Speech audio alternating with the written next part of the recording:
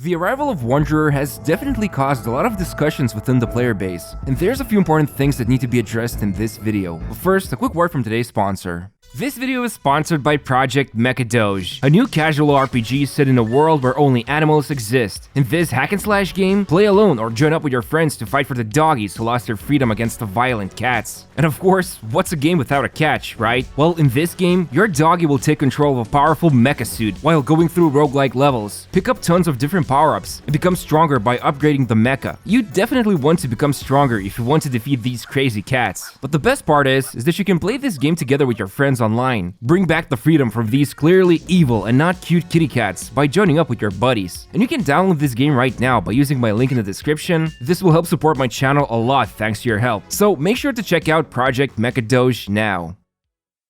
So after some time had passed since the Wanderer's banner release, it seems like a lot of surprising things have been revealed, not just about him, but also provided a deeper insight about ourselves as a community. I mean, to put it simply, the majority of players can agree that Scaramid offers amazing open world experience with the whole hovering mechanic, but at the same time, it's pretty clear he has some problems inside the Abyss. And naturally, you would think, since he seems like a non-meta unit, or at least not up there with the big meta units, that means the Chinese community, which makes up the majority of Genshin's revenue, and who supposedly focuses on the meta, simply won't roll for him, right? And to add insult to injury, the Fandango boy showed up right after Nahida's banner. I mean, there was Layla in between, but regardless, these two major things should mean his banner sales were a flop, right? Well, not really. As of making this video, it has been exactly 1 week since the Wanderer got released, and the banner sales in China show that he's actually in top 5 banners of all time. That's pretty crazy if you ask me, and obviously, we still have 2 more weeks to see the final results. And who knows, maybe the sales will drop off. But the most important takeaway here is that this guy is definitely popular. And the thing is, why is this even surprising to us? Those of us who started as early as 1.1 got to meet Scaramid, and even until this day, I remember how a lot of people in my comments section told me that they are already saving up for him. But, you know, at the time it wasn't clear if he will become playable, especially after what happened with Senora. However, after the rumors started to spread he's gonna join the Traveler, it's pretty clear those who were obsessed with obtaining him were already preparing for this moment. I mean, just to be sure about this, I actually asked you guys earlier if you were saving up for him, and surprisingly, yeah, almost 1/3 of you set some Primogems aside for him, and I personally think that's a lot of players. But I mean, we're talking about people who are saving up Primogems. However's aren't making a dime from this, and to reach top 5 banner sales, people need to spend actual real money. So the claim that this banner is simply popular and profitable because players were saving up for him in advance makes very little sense. Unless, you know, they pull for as many copies as they can, and then top off with actual money to get to a certain constellation level or pull for his weapon, which I would agree that would make more sense. Now, there's also another big thing that came up. I see a lot of people on social media stating that the reason why Scaramid banner is doing so well has to do with Faruzan. Now, if you haven't seen my video about this new 4-star Animo support,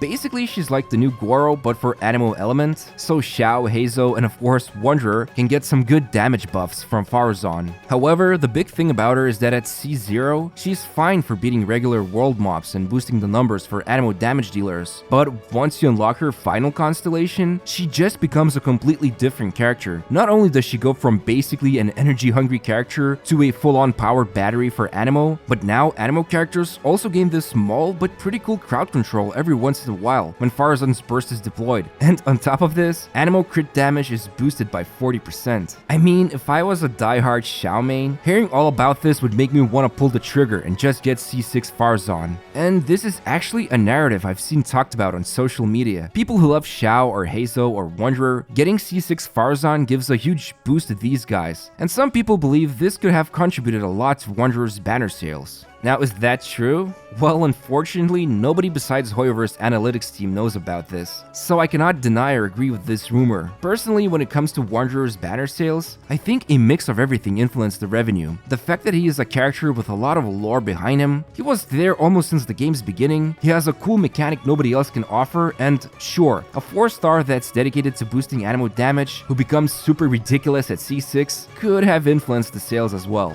But I think just talking about money is kinda boring. I'm sure you don't think about this when pulling for a character. So let's move on to something I believe a lot of Wanderer players don't talk about too often. So I think we can all agree having the ability to fly around is pretty insane. Obviously, it's extremely limiting. You cannot ascend as you are moving forward, so there are some constraints, but at the end of the day, he can fly and he has some of the coolest attack animations. And maybe that's enough for the majority of Genshin's player base. I mean, don't get me wrong, in my own video where I reviewed the Wanderer's personal damage, I thought it was pretty decent. You can in fact boost his damage up by quite a lot if you combine both Benny and Faruzan. He is kind of a beast when Witsith passive is activated, and even though he lacks crowd control, plugging in Venti or Kazuha into the team actually lets him demolish enemies with his constant charge attack spam. By all means, he is a good unit, but the current Abyss cycle, which is ironically as of making this video is about to end, it really didn't do him any favors because both sides kinda had some really annoying enemies to go up against. And sure, I could go on all day about how much it sucks that he doesn't have any kind of resistance to interruption when he's hovering, and how you need to bring a shielder or waste the hover bar in DPS to dodge the enemy attacks.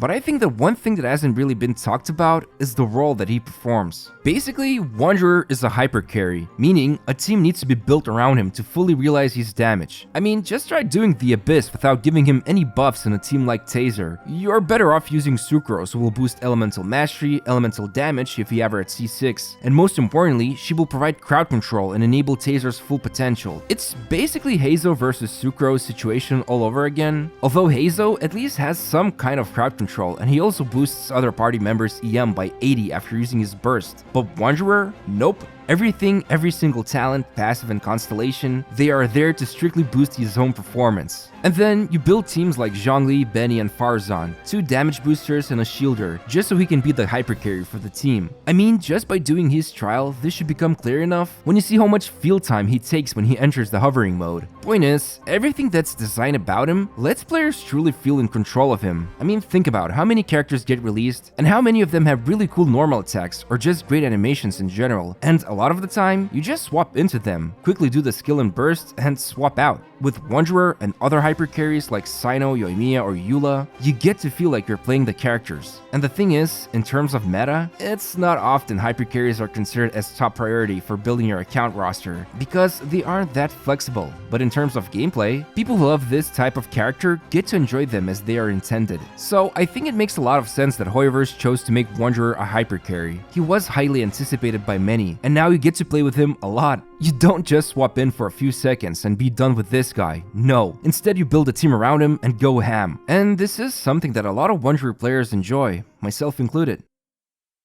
I think one last thing worth mentioning would be the state of Genshin. I'm not gonna lie, I don't play Genshin religiously every day, not anymore. I used to, but now I'm at a point where I have enough resources, experience, and knowledge to pretty much solve the game as any new content is released. And I get the feeling I'm not alone here. Many veterans or even longtime players, you guys probably feel the same, right? Sure, we can keep on grinding those artifacts, but the hardest challenge is still the Spiral Abyss. And the funny thing is, if you're somebody who has a strong account, you can easily use the Wanderer and clear the whole thing with 36 stars, no problem, even if this cycle is really bad for him. And so while there are some concerns about Wanderer's performance, his banner is doing really well as the data shows, so it's clear that a lot of people wanted to obtain him, just because of how involved he was in the game's story, and it also very likely helped. His whole gameplay design is to build him as a hyper carry, so that you can truly experience his playstyle. Oh, and of course, there's flying as well. I think this is an important lesson for me as a content creator as well, that it's not always the numbers that matter, or even the problems that arise from using the characters. And although I think I did kind of use this approach in my review video, I am definitely gonna try and focus more on the other aspects, because I truly want to provide the best insights for you guys. Anyway, thanks for watching this video, I hope you enjoyed it, and I'd appreciate if you could press the like button and subscribe to my channel. I actually just had a surgery recently, so I didn't have time to dive into the TCG mode of the game,